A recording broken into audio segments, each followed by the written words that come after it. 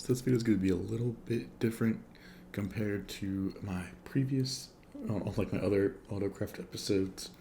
Usually, for an episode, we start with the piston bolts, we then go to make the perimeter, then we do the decoration, then we start doing the farm, and the farm and decoration can coincide and go with each other. Most of the time, we do the decoration, at least the floor decoration first, and then if we can, we build the farm up, and then we do the wall decoration. That's usually how they go. This time, however, the project is already done. I recently started a new full-time job, so my time during the week is severely decreased.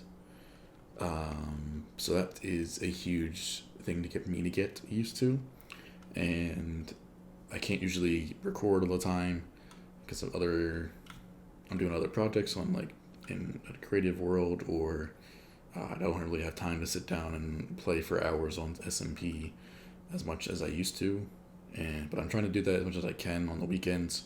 Unfortunately, during the week there isn't a whole ton of time to do stuff, but this is going to be a bit different because we're kind of going to combine two projects into one episode here. As you can see, based off the banner here and the piston bolt, we are going to work on our creeper farm. We're going to show off the creeper farm in action and everything, but unfortunately we won't get to see any process that we went through. With this, we don't really have any time lapses or anything like that. This project was one of the quickest ones we've ever done, and it was pretty much completed very, very within a week. It was done from start to finish, which is crazy to think about. So so we're gonna go see the creeper farm. I'm hoping I can get it in action. There is nobody on the server currently, so I'm gonna position a bot to turn off the overworld mob switch. That way we can see the farm running, and then we'll head over to the perimeter in a second here. Alright, so our creeper piston bolt here is just like any other piston bolt we have on the server. Unfortunately, this one's a bit further away. It's close to about 1,200 blocks, I believe. But yeah, so it's very similar. It's the exact same concept. We have the bolt, a little bit of decoration and banner on the front of the bolt by the hub to indicate where you're going. This one I think looks really, really good because the creeper colors are really nice with the black concrete, and I think we have a little bit of gray concrete in the side there. So those go really well together. I really wanted to get candles, but currently we do not have a good way to get a large quantity of them, because we basically need a candle for every block, and that basically be close to 2 shulker boxes of candles, or shulker box and a half of candles, which is one of the honeycomb per candle. So that would take quite some time. With it, we have we used to have now, a little bee farm area for honey. We currently do not have that anymore. But yes, that basically have to do a whole project in itself just to get the candles from the piston bolt. So we decided against that. So yeah, same thing.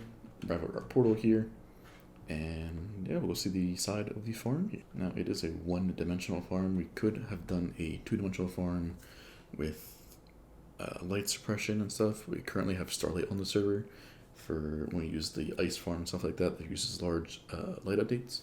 So we didn't want to take that off just to have a different farm here. So we're just keeping that on. We're doing a single dimension farm. Now this is a very, very simple farm to build. This is why the project from start to finish was completed in less than a week. Like I said, this would be a very different episode compared to one we're used to. So I'm sorry in advance, but hopefully the next project will be like our normal projects, where we start from everything. We'll have some time lapses, we'll have all that kind of stuff. Obviously you won't get to see the large 12-hour time lapses often. That's only if the project takes place on a weekend where I have time to do that. During the week I do not have that time anymore, so stuff will be a little bit different. But for this one, the project's already done, so unfortunately we're just going over the farm. So when you come to the portal to the overworld side, your AFK spot is right here. So this is where you just put the bot, which we're going to do here. So it's player, creeper, and spawn. That will be our bot. Now there is recommended to have a bat switch if you want to get max rates out of this farm. The max is about 130,000 gunpowder an hour for a single dimension non-looted farm. And as you can kind of guess, it is using the TNT dupers that shoot TNT perfectly into the cell here that it then explodes. So if you want the max rates, you need a bat switch, which is what this user area is usually used for. However, there isn't required because the TNT does kill the bats. Now, the reason why you have a bat switch, it will increase your rates, is because mobs cannot spawn inside of mobs anymore. So if there's a bat that's flying around here, the spawning attempt will fail. So that's just to increase the rates to the theoretical maximum for the farm. And it is by Carbsna. The original creator of the farm was just built on Wavetech, which is where we got the farm from. But yeah, 130,000 an hour. Yeah, so we'll start the farm in action here. So we're going to turn, or tell the player, switch to use once. This will start the mob switch shutdown sequence. This what we do is just stop loading the chunks for the switch here. But yeah, so we have the wall decoration here. And we have little, fortunately the spacing of the walls is a bit too close. So we have this little section here with the TNT. That was something that I suggested because they weren't completely aligned correctly. So it's something that we added here. And I think it adds a little bit to the perimeter here. But yeah, so the wall decorations, again, done by Happy, or to remember here. And a little bit of influence from me, of course, little kind of accents to it. The floor art, however, was designed by an artist that I had create this floor art for us. Basically, any future perimeters that I have time and we have prepared for, I will try to be getting in floor art for them based around that mob here. So you can see the mob switch did turn off, and we should go down to the spawn-in platforms here and see a bunch of creepers. And we should occasionally see some bats. Obviously there's only 25, there's one right there. So if you want to increase the rates, you would then have that bat switch. It's basically just have a bunch of bats near the AFK player. But it's really not needed because we'll get more creeper or gunpowder than we'll ever really know to do with. So yeah, we even see some people have even taken some of the gunpowder for TNT and stuff here. Alright, do you see the farm in action here? And it uses this TNT layout so that the TNT doesn't have to be as high in the world, but it still precisely aligns it into the spawn-in platform here. You can see it's only one TNT, and the mob does die, which is very good. Lands on top of a waterlogged chest, so that way that doesn't do any block damage, but still does damage to the mobs, however. Then we're on the top of the soul sand. Soul sand isn't a full block, so the hoppers can collect the items and then transport it to the dropper, which will then output it into a water stream and then carry it over to the shulker box loaders. So a very simple farm, which is why it took little time to do. The only hard part was that you actually do need the floating snow here. That was the only thing that took a little bit of time to do. You can see the cool TNT wave that I could call it. Basically, they don't activate all in sync. They have a little bit of a repeater delay in between each one of them to give that the cool kind of wave effect as the farm is running.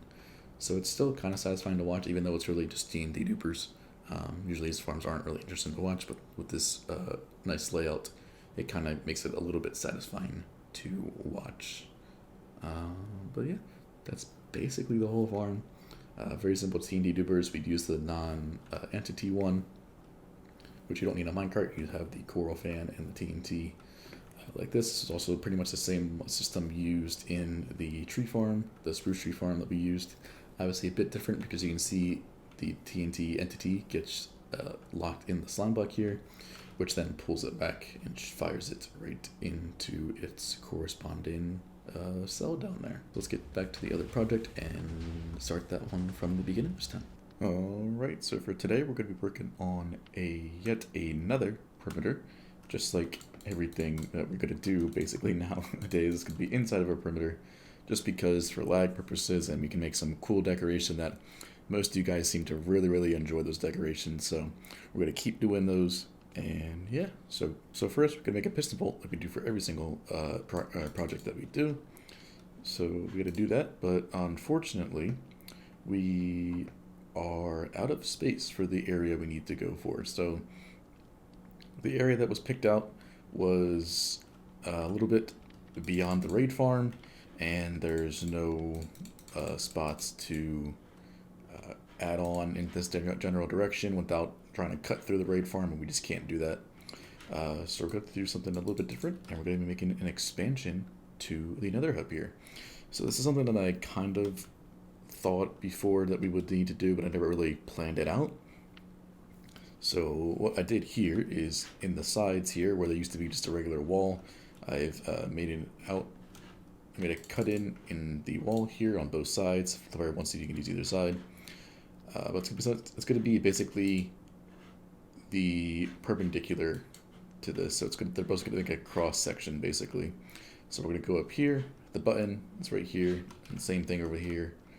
Basically what we do is this little slime launcher. Let's power the piston here. And then we send a signal up to the next slime launcher to then push us up. The reason why we're not using the string that I've used at the Guardian Farm one, mainly because that one breaks all the time. People think they can drop down that one, and they can't.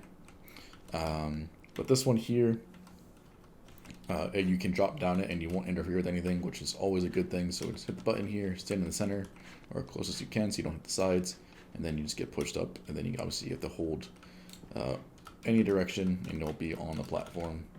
What up here? So yeah, I got the basic foundations of everything in. So it's going to be a similar theme. Obviously, we don't need to go down or up like we did for here. So we're just going to go flat, and we needed to go a little bit higher than the old piston bolts so we don't interfere with those. So yeah, we got this basically all planned out here. You can see it's sort of the same theme and everything. We just don't have the red strips here, and it'll be a bit different, but overall the piston bolts will be very, very similar. So basically we're going to have some piston bolts here, the same thing. It won't be perfectly lined up as all the other ones, but basically everywhere there is these 5 polished black stone areas, there'll be a piston bolt. So it won't be as many piston bolts unless we make it longer, which we very easily can. This part I do plan to just cut it off, and we can extend it further. Obviously we can't go where there are some structures already that might be getting taken down at some point, but some structures we can't really interfere with, but mostly there is nothing, which is really, really good. We might need to just redirect this line, turn the mob switch off. That's not too big of an issue. But yeah, so I gotta get a little bit more progress on this. We sort of the same theme here with this. I don't know how I'm gonna connect it up and everything, but we'll figure that out. That's why some good things is good to plan out, but for this, we're just gonna make it work. So yeah, let's get back to building, and we'll see what we come up with next for the perimeter. Alright, so the piston bolt is in. We got enough honeycomb to oxidize all the copper here. We're just gonna need to do a bit of copper for the top. I think Coda, one of the members here, spent about 1 to 2 hours just to get the first layer here for mining copper. It's copper ore randomly generated into the world. But yeah, I think we're going to use the farm for the rest of the... There's not really no need to finish the top piston bolt as of now. But yeah, so we have some progress on the perimeter side. We have the whole perimeter cleared out. We have also the whole floor decoration in with all glass on top. You just can't see the glass because of my texture pack for invisible glass, just so the floor looks a bit cleaner than it would. And then we have the farm almost done, basically. So you do the portals here. You can see we're doing that, in the process of doing that right now. And then we have the floor art here, which is something I got customly made for the drowned. So unfortunately, with the way the farm is, there's going to be a lot of it covered, but I wanted to get some of it on camera at least first. But you can see the drowned holding the trident in the center here with some rocks, seagrass, kelp, and some gold and stuff like that, bubbles, all that kind of stuff. It would look okay if the farm didn't need to be covered, but unfortunately we need to cover it so we get level 0 down there for the drowned.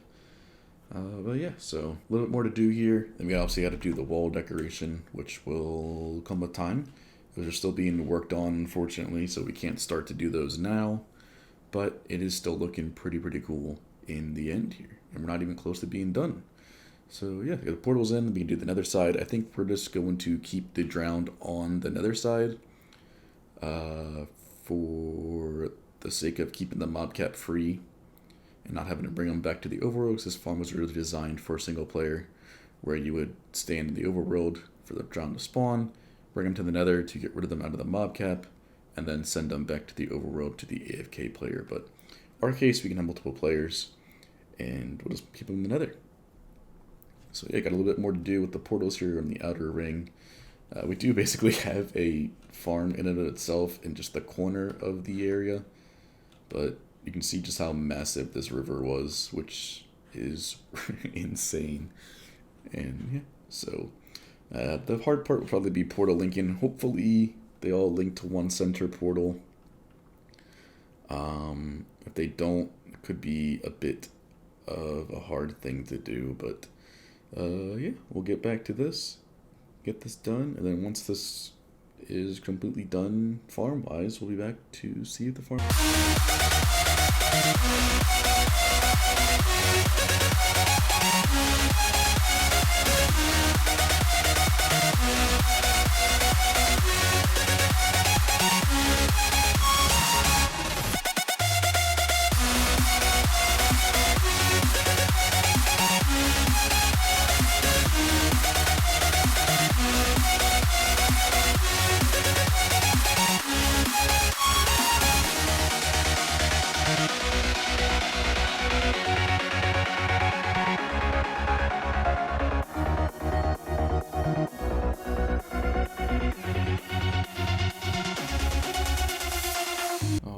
So the drown farm is completely built up. You saw us time-lapse the nether side of the contraption, so let's go see. I just turned the switch off here. I'm just going to wait for the light to turn off.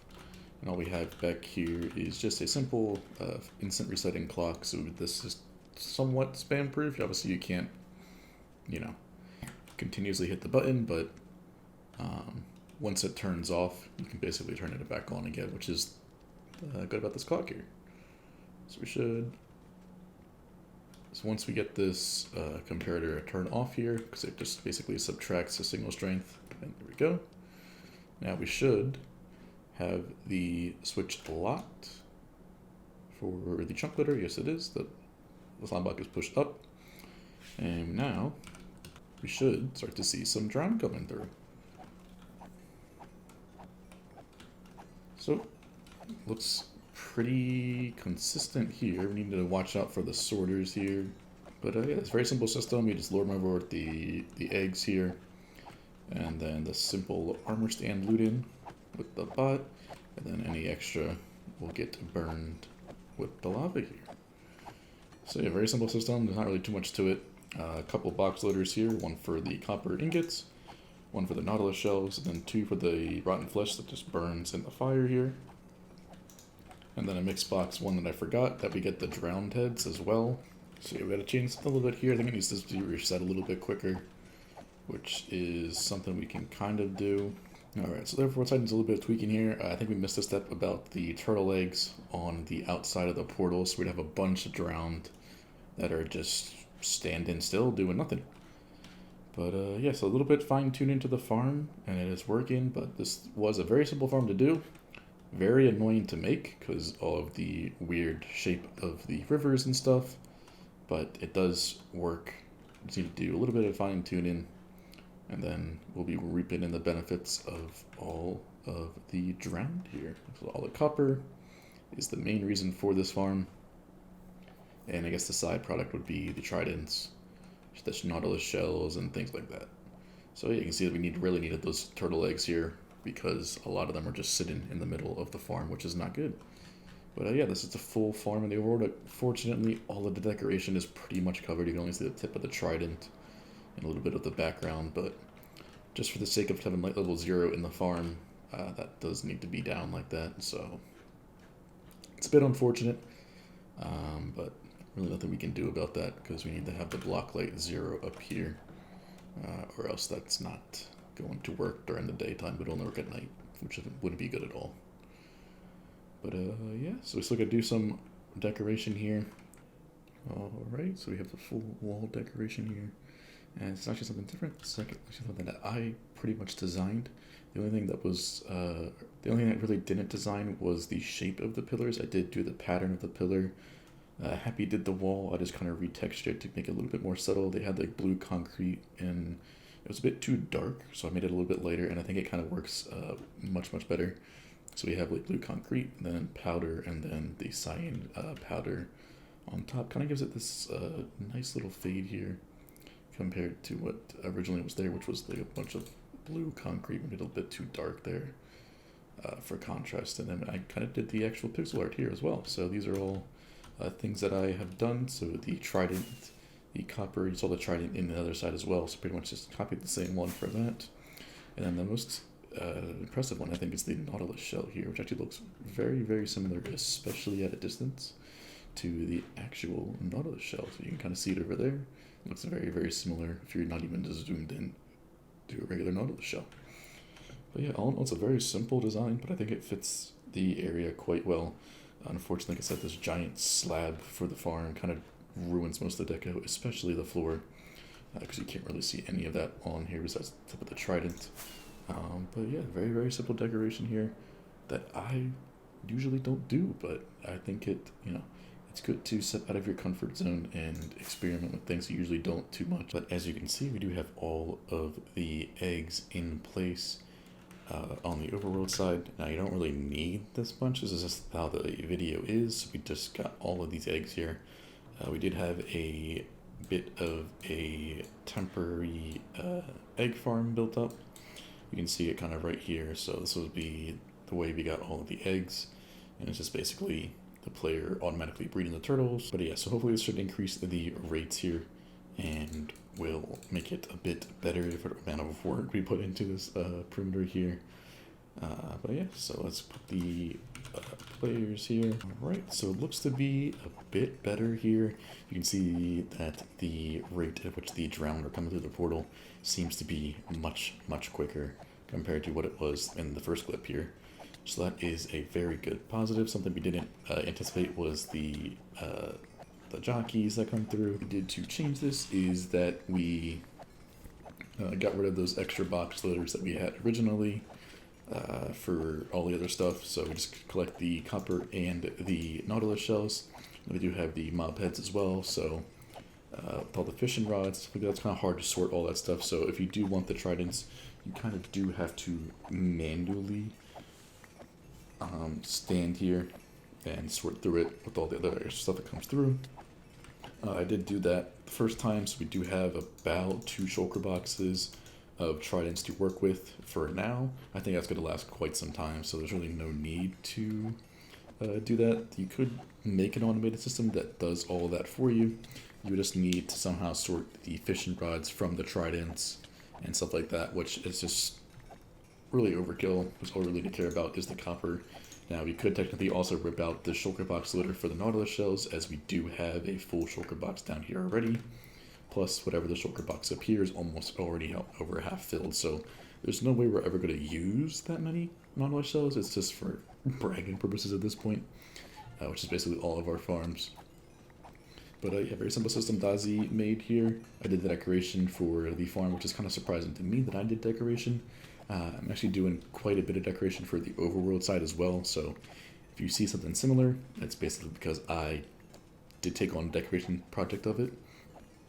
It's still some things that are being done by Happy, but the main bulk of it has been made by me.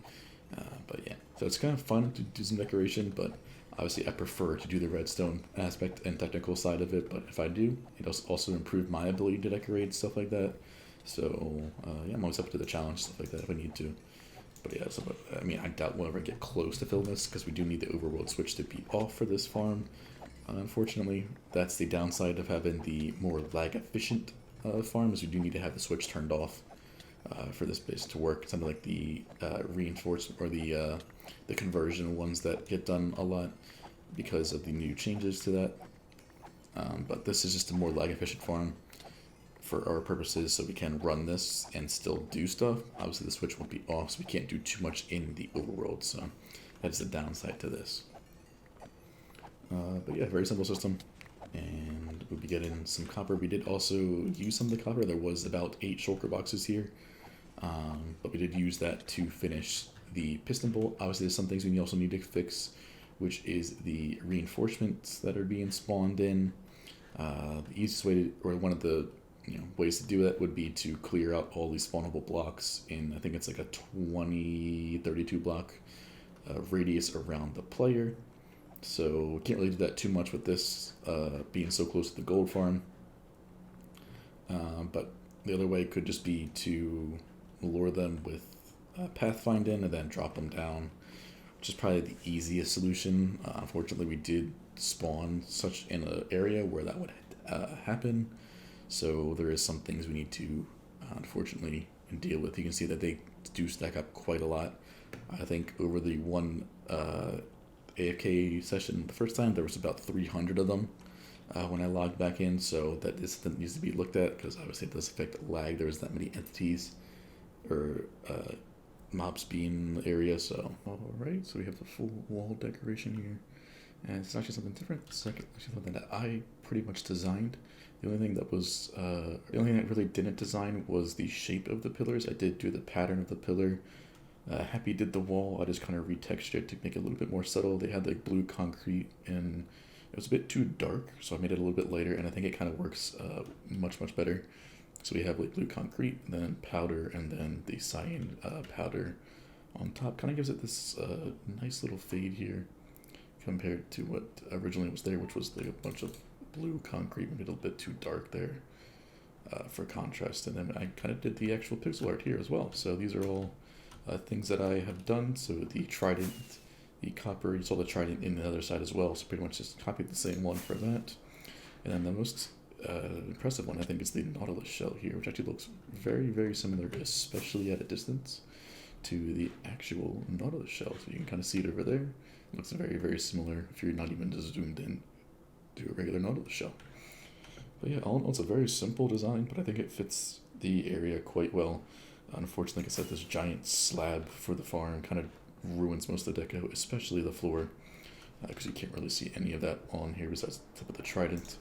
But yeah, very simple decoration here that I usually don't do, but I think it, it's good to step out of your comfort zone and experiment with things you usually don't. Very happy with how this area turned out, even though we have this giant slab roof for the farm to work during the day. But yeah, all in all, very sick area, and a lot of farming will be done here. Unfortunately, the mob switch does have to be off because there is no spawners and stuff like that with this farm. So that is the one downside. So we can't run it for too often because obviously we want to get other things done. Not having the mob switch on basically means if this farm is running, nobody can be in the overworld. So if we do run the farm, we'll try to do some nether projects. But yeah, make sure you like, subscribe, all those sorts of things, and I'll see you in the next one.